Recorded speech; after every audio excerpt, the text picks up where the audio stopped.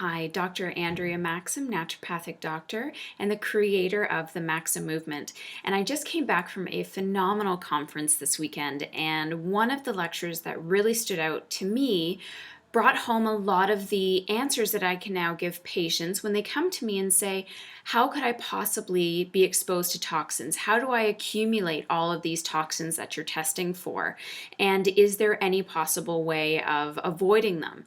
And the simple answer that I've been giving is that, we're exposed to toxins in our environment, in our foods, in our water supply, in our air supply.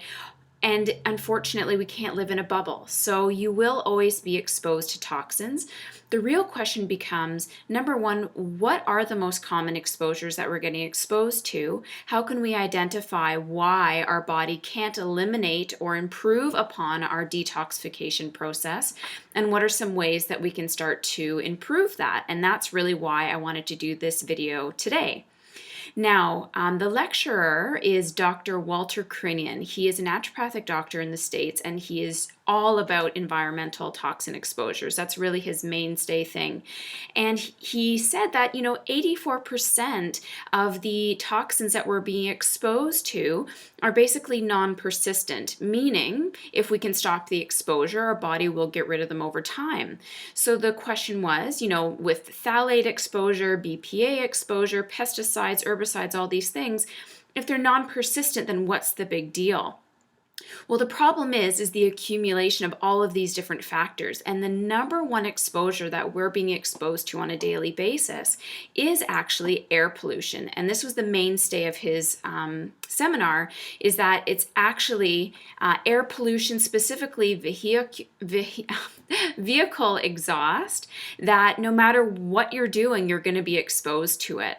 And this is whether you're commuting, and I know a lot of my patients, and I'm sure a lot of you, can commute anywhere from a half an hour up to 2 hours, living in a dense vehicle-filled community, having a house that's right next to a major roadway. You're being exposed to these things all the time. And so he said, even if you're indoors, don't think for 1 second that there isn't leaks in your windows, that when you open the door, you're not bringing it in, that the particles that you're stepping on with your shoes, you're not bringing into your house.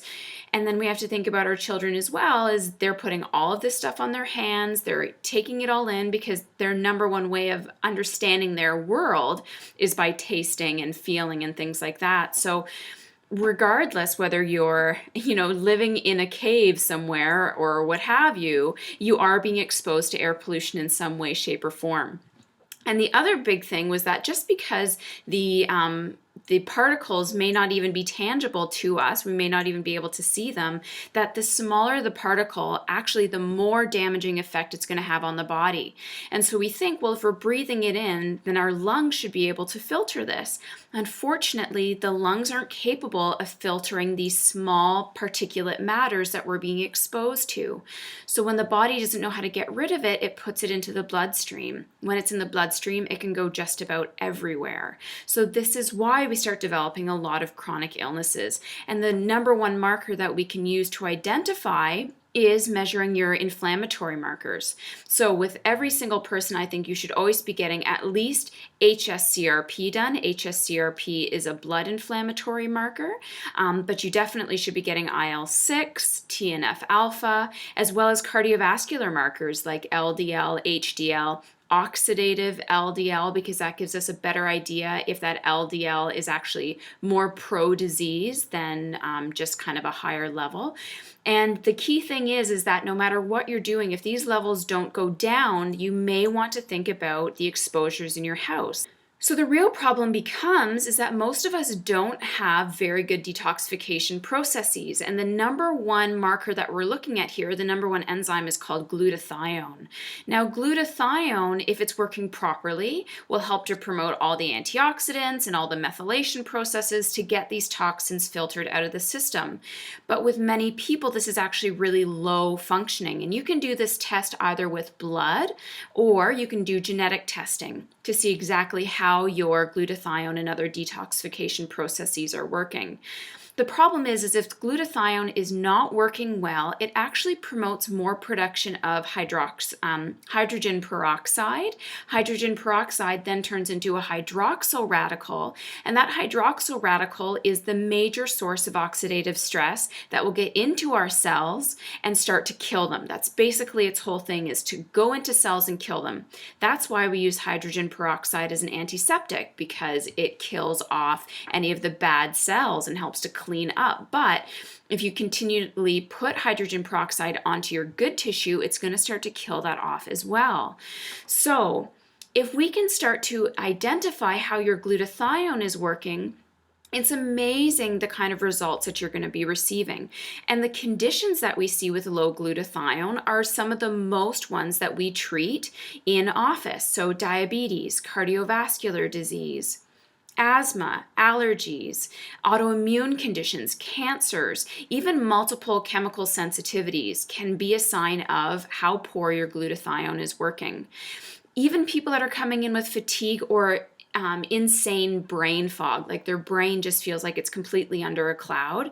This is also a big sign that your body is not able to eliminate all these toxins out of your system. So once we've identified how your glutathione is working, of course, the next question is, how do we treat it? Now, methylation is a big part of this, so making sure you're getting adequate folic acid, B12, vitamin B6. Selenium is a big part of the detoxification process as well, and other minerals and things. But glutathione orally tended to not work at all. The thing about glutathione is just taking it as an oral capsule, you're not going to get any benefit from it. But if it's liposomal glutathione, then it's a totally different ballgame and it'll work really well. Alternative ways, you can definitely do IV glutathione or even nebulized glutathione, which is phenomenal for asthmatics because you're breathing it directly into the lungs and it's going to get it right to the tissues that we want to heal. Alternatively, if glutathione is working but the detoxification process is just slower than normal, we can definitely use N-acetylcysteine, because cysteine feeds the glutathione and methylation cycle. So NAC is another really great nutrient for you to be taking to help promote healthy detoxification. And while there's a lot of supplements out there that I don't want people taking consistently, by doing this type of testing and seeing exactly where your weaknesses are, liposomal glutathione or N-acetylcysteine and all of these other markers may be something that you need to take consistently, and especially if you're in a disease state, if you're overweight, if you're obese, if you're battling some sort of a condition. This is something that I think is a mainstay protocol for you. If you have any questions or concerns or comments about this video, I definitely encourage you to post them in the comment section below, or definitely contact me on my website, www.themaximmovement.com. As always, I hope you subscribe to my YouTube channel so you'll always get these videos firsthand. I post them weekly, and definitely sign up to our newsletter on my website as well so you can continually get all kinds of information from me. I'm Dr. Andrea Maxim, naturopathic doctor, the creator of the Maxim Movement, and as always, I hope you have a happy and healthy day.